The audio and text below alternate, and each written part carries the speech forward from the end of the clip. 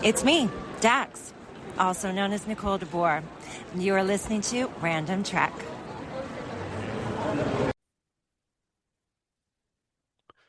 Good morning, good afternoon. Resistance is futile here on Random Trek. I am your assimilated captain, Christopher Ingle, joined as always by my first officer, Commander Brennan, the Borgified Mystical Mar. Brennan, how we doing today? Nothing more to add. You already said resistance is futile. Today we are taking a look at Star Trek Enterprise Season 2, Episode 23, Regeneration. Definitely, for me, top 3 for the entire Enterprise run. This was unexpected. How about you?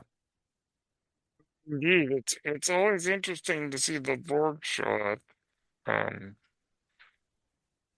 but they had direct implications to Star Trek First Contact. Yeah, it kind of completes the circle a little bit and makes for some interesting ideas here. Uh, let's go ahead and get into it and then see where this goes. So we open up with a team of researchers discovering the remains of a crashed ship on the Arctic Circle and also finding 2 humanoids with cybernetic implants. Now, here's the thing. This episode, never once do they use the word Borg. Never once do the Borg say the word Borg. No one says Borg, but we as fans know these are the Borg. Very much so. And so in this episode, they take these bodies to a nearby Arctic compound to study.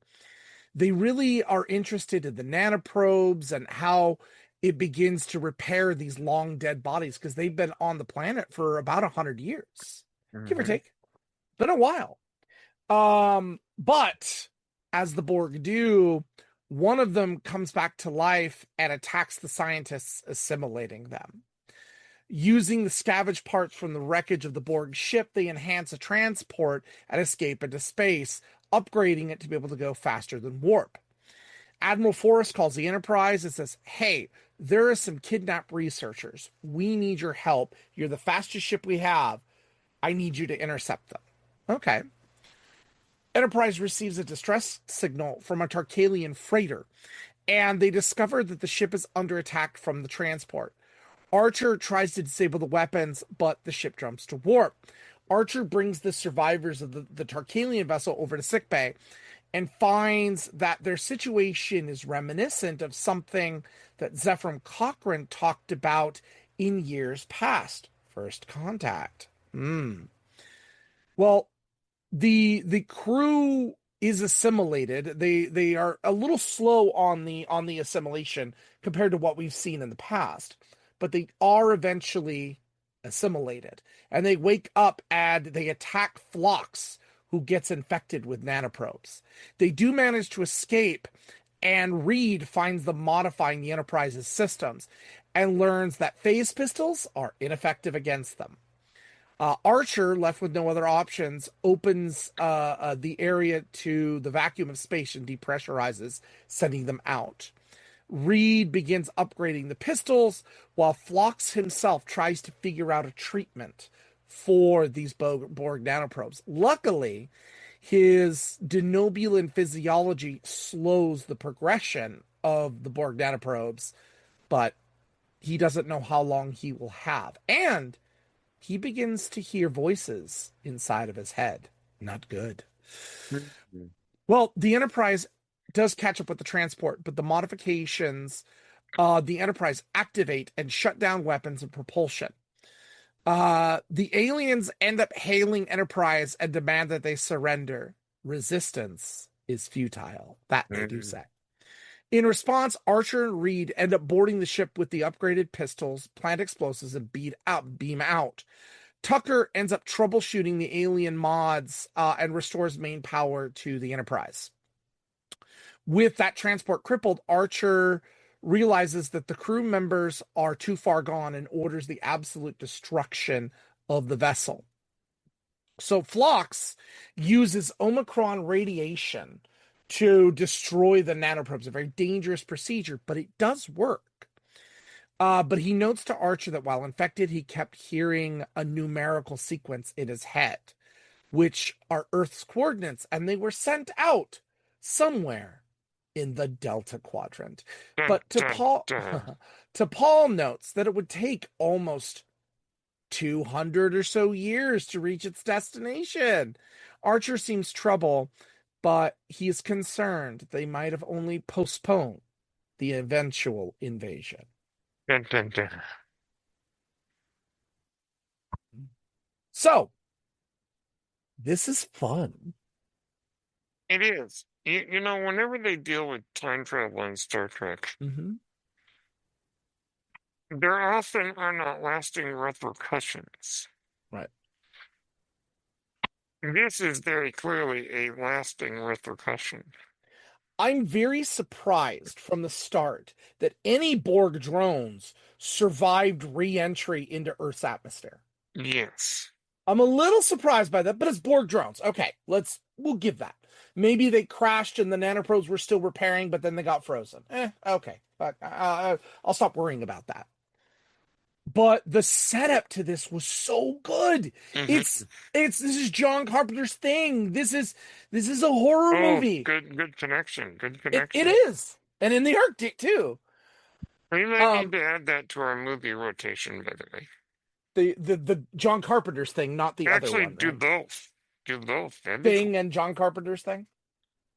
Not a bad idea. That'd be kind of cool. We'll Okay. talk about it in the future. We already have a horror movie for next month, but it might not be a bad idea in the future. All right. But I really enjoyed the tension here. We know the dangers the Borg can cause. But to our knowledge, we didn't have anything Borg before Next Generation. So as you're watching this, True. wondering what's going to happen, even though we know this is sort of a sequel, timey-wimey prequel to First Contact, we're trying to see what's going on here, what's happening. And what we end up having is basically a predestination paradox. That the Borg coming out had nothing to do with Q in the Next Generation.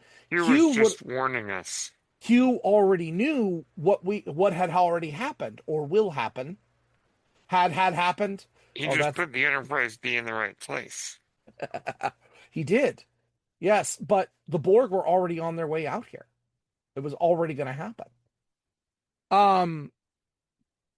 It's just so good, and the action is great.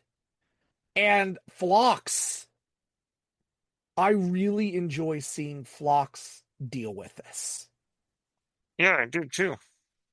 Phlox is, for me, Phlox is probably the greatest Star Trek Doctor we've had, and that's saying something. But there's so much character to him. That's a tough one. It is. It's a tough call, and I get it can be controversial, especially if you're on the McCoy bandwagon or you're on the Crusher bandwagon. I understand. The EMH, I understand it. I love them all. But there's something about Phlox that's fascinating. There's depth, there's character, he's not Starfleet. He's different. And it comes from a different place and time, and I really enjoy anything that happens with Phlox. And it's just great to see him try and solve this problem, and he can't. He has to resort to potential suicide. We certainly love John Billingsley. Oh, Billingsley he's so great, and he can play dramatic. He can, which is absolutely fabulous to this. But the attention to detail in this episode to make it continuous so there are no little ripples that we would go, hey, wait a second, was so good. In fact, Braga and Berman had a long-standing when they were developing in the first season. No Borg. We're done. No Borg. Then this story was written and pitched, and they went, wait a second. This is a really good idea. And it makes sense that Zephyr Cochrane would have said something because, as we know, he was usually drinking. Mm-hmm. Yeah, he was usually intoxicated. He was usually a big storyteller. Oh yeah. I like that there was kind of he said something about this Hmm. that most people just thought was a tall tale. But like a good horror story, there's truth to it. And that's what this episode And this this is a really is Star Trek horror. so much so. And the Borg are still the scariest thing, even though by the end of Picard, we have the assumed defeat of the Borg entirely. Hmm. This is great. It is a fabulous, action-packed episode.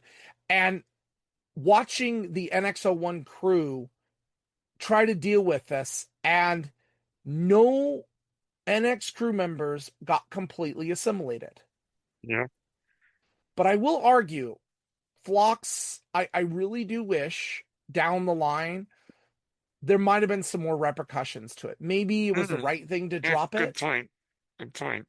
Because we hear that with Picard, Seven, anyone else that's been a drone. In fact, I bet Janeway, Tuvok, and B'Elanna Well, we know that probably, Chakotay did. yeah, Chakotay did too. So, um, I really do. I like it. I enjoyed this episode. It's a great bow, and it's a fabulous Enterprise episode. And it's also got a darker tone than we're used to. Mm-hmm. Yep. And the idea that Archer has to make some tough calls. Forcing the death of all of them, knowing there's nothing he could do. That's got to be a Yeah, hard call for him. yeah. Oh, so good. And yeah, and Enterprise is the first two seasons of Enterprise Mm-hmm. are a little bit hit and miss, but this is definitely a hit. Right. Well, one of the things I like too is that this continues a tradition of since TNG of showing the Borg in a series. So of course we had TNG, the Borg were seen at the very beginning of DS9 in the pilot. We see, Yep. of course, the Borg in Voyager. Oh, We yes. get the Borg in this, and then Picard. 5 series regularly with Borg. Lower Decks, that's 6. And then Prodigy is 7. 7 season or Mm. series we've had the Borg. I love the Borg are just such a fascinating species. And then the theory, of course, that V'ger from a motion picture, Yeah. the Borg aren't going anywhere anytime soon. And even though they're defeated, I bet money on it that some 31st century stuff we might see the Borg again. It's true. Uh, this is just so fabulous. Everybody's great, action packed, dark. Highly recommend this episode. Yes, I would too. All righty. Well, uh, next time we are taking a look at Star Trek Strange New World. So we did roll the randomizer and it gave us a Discovery episode that's in the 31st century. So our rule is when it gives us the 31st, we move it to the end of our cycle.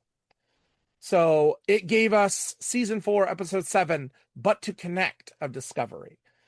So And we we'll will do that at the end of the we'll cycle. do that at the end. But anything dealing with was it the C7 or uh the species the species that are destroying. Whatever they're called, yes. Oh, so great. But Strange New Worlds, we're going to do season 2, episode 4, Among the Lotus Eaters. Ooh. I remember this one.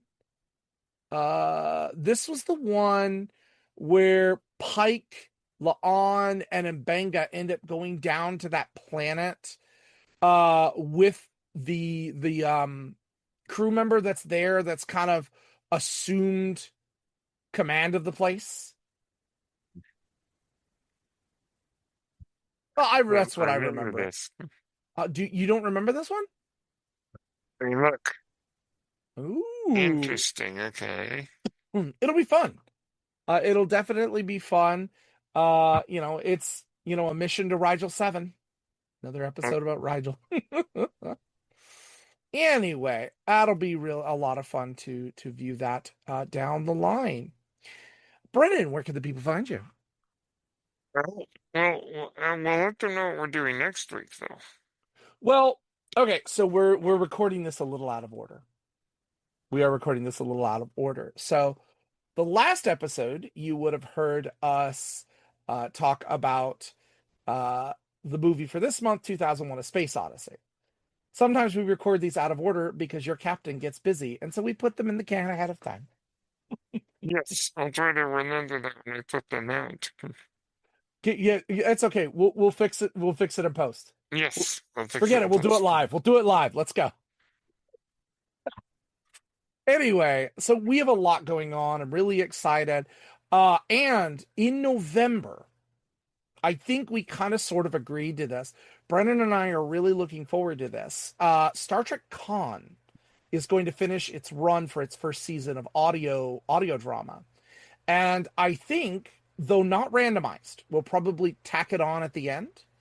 We'll probably go through these episode by episode, at the end of our cycle or where appropriate, and we'll take a look at the newest series, Star Trek Con. But that's to come down the line once that season has finished.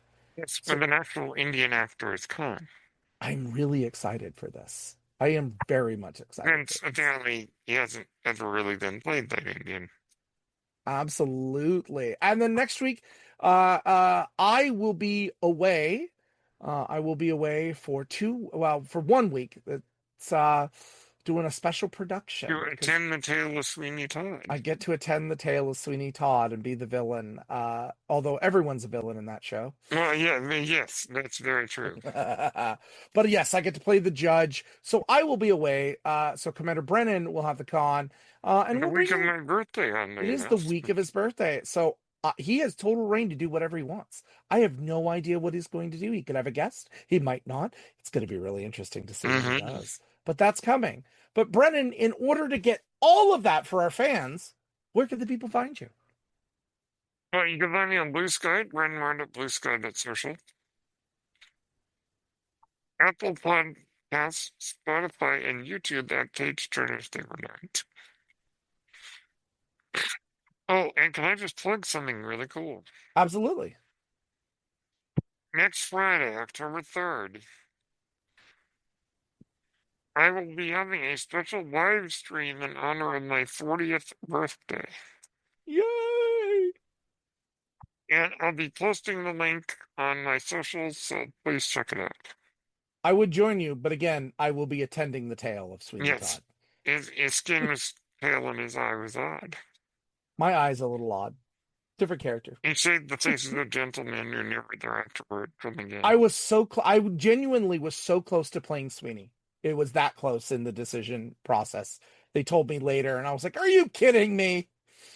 Hey, It Red has, Turpin, one of the great musical theater villains. and maybe one of these days we could talk about Star Trek and theater and the important role theater plays in Star Trek. Sweeney Todd in Star Trek. Oh no. That's not what I meant. Yeah, no, that would be an interesting choice.